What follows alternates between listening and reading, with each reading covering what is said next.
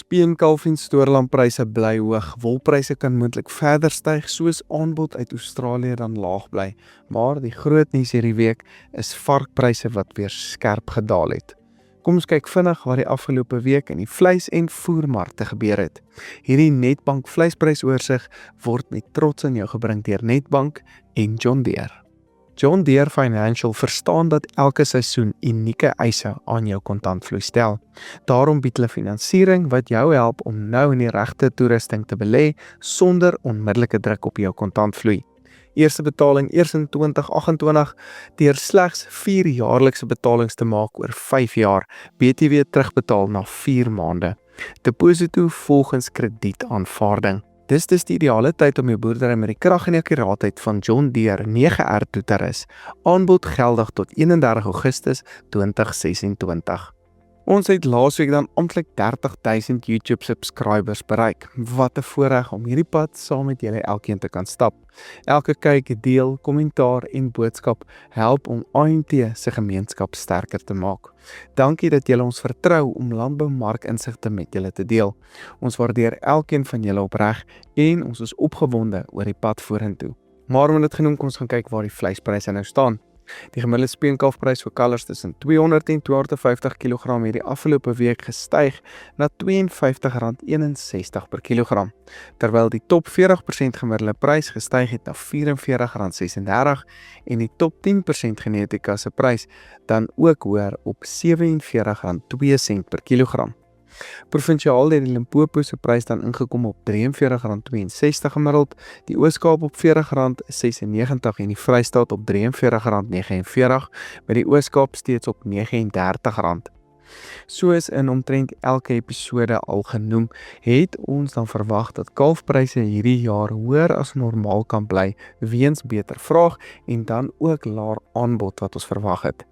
Tradisioneel moet kalfpryse dan sy laagtepunt elke jaar in Mei en Junie rondom hierdie tyd natuurlik dan bereik en moes ons dus nou al baie meer druk op kalfpryse gesien het. Ek dink wel ons is verby die ergste toename in aanbod alreeds hierdie seisoen en as pryse sou skerp afgekom het, sou dit reeds gebeur het. Die vraag na speenkalvers en stoorlammers is tans beter as slaggereed diere en kry dit verseker 'n premie daar buite tans, veral met hierdie lae voerkostes wat ons tans sien. Dit gaan baie interessant wees waarheen speenkalfpryse kan gaan as aanbod nou begin afneem na ons verby Junie maand is en of ons nou kopers weerstand teen hoër pryse moontlik gaan sien. Die nasionale A2 slagpryse het laasweek so bietjie kop opgetel en staan tans op R63,75 per kilogram met die C-graadpryse op R57. Dit lyk asof slagpryse nou rondom hierdie vlakke kan bly oor die korttermyn en moontlik dan so bietjie terugsak oor die volgende 2 maande veral as verbruikers meer onder druk gaan kom. Die gemiddelde stoorlamprys styg dan laasweek na R52,95 per kilogram met die Vrystaat se prys nou R54,75, die Wes-Kaap op R52,74 en die Oos-Kaap op R51,98. Swaarder slaglammers wat dan meer as 32 kg weeg staan op R50,53. Junie maand is tradisioneel wanneer hierdie pryse dan op sy hoogste elke jaar is en kan ons dus nog ondersteuning sien in pryse oor die volgende maand of so. Baie interessant, stoorlammers kry dan nou 'n premie bo slaglammers en dui dit dus vir ons op laer voerkostes en minder aanbod vanaf ons boere op die oomblik. Die A23 slagprys styg dan ook skerp na R106,80 met die C23 prys op R77,75. Hierdie pryse behoort min of meer dieselfde tendens as lampryse of ten minste die stoorlamprys dan te volg en dan ook op 'n hoër vlak tydens Junie maand te bly. Tydens Julie kan hierdie pryse egter weer onder druk begin kom, veral as die vraag dan weer bietjie begin sak en verbruikers meer onder druk is. Daar was nie plaaslike wolveilings laasweek nie en het pryse dus tans sywaarts gebly met die RWS 20 mikron prys steeds op R275 en die nie RWS 20 mikron prys op R253. Die gemiddelde RWS prys in Suid-Afrika staan dan steeds op R273,1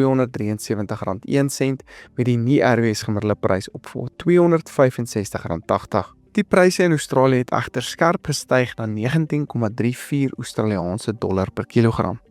Die dierder pryse is meestal weens die lae aanbod wat ons tans uit Australië sien en die verwagting dat dit moontlik nog verder kan afneem.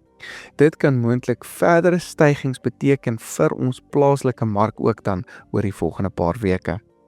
Bokpryse gaan maar aanhou om wiplank te ry van week tot week, maar is ons verwagting steeds dat dit in 'n algemene opwaartse tendens kan bly soos ons nader aan September beweeg en vraag dan gewoonlik oor hierdie tydperk ook optel.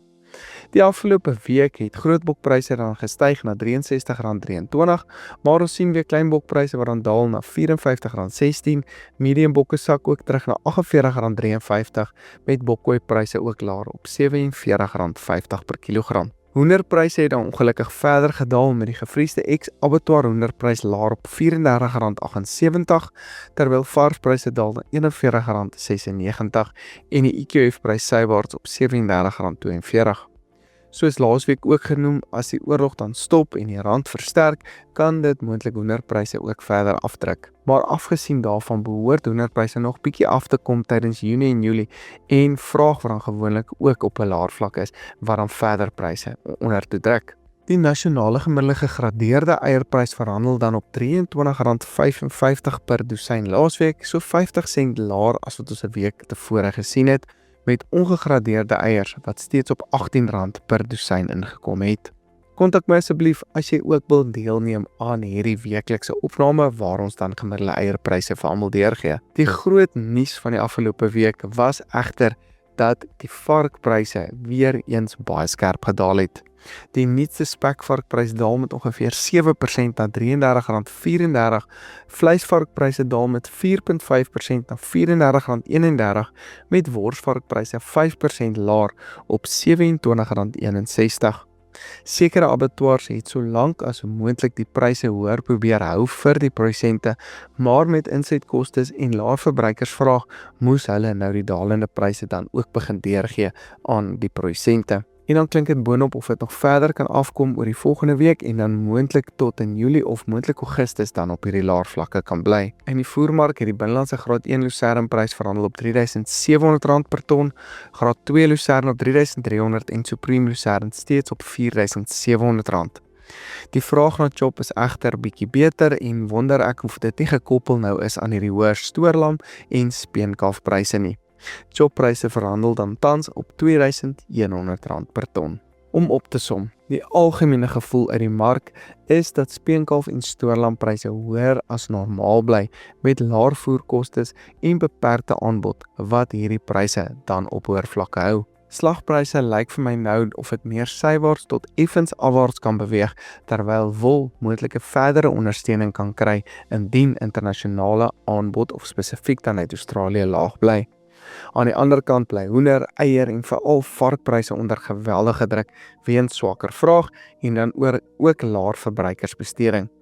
Die vooruitsig is dus gemeng. Sommige pryse kan nog redelik sterk bly oor die korttermyn, maar verbruikersdruk kan die opwaartse potensiaal dan ongelukkig beperk.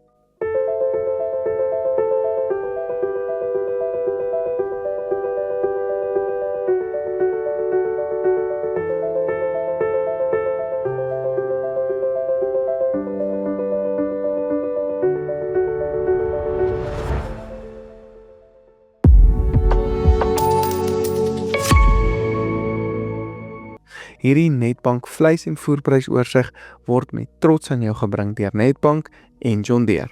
Baie dankie dat jy ingeskakel het en sien weer volgende week.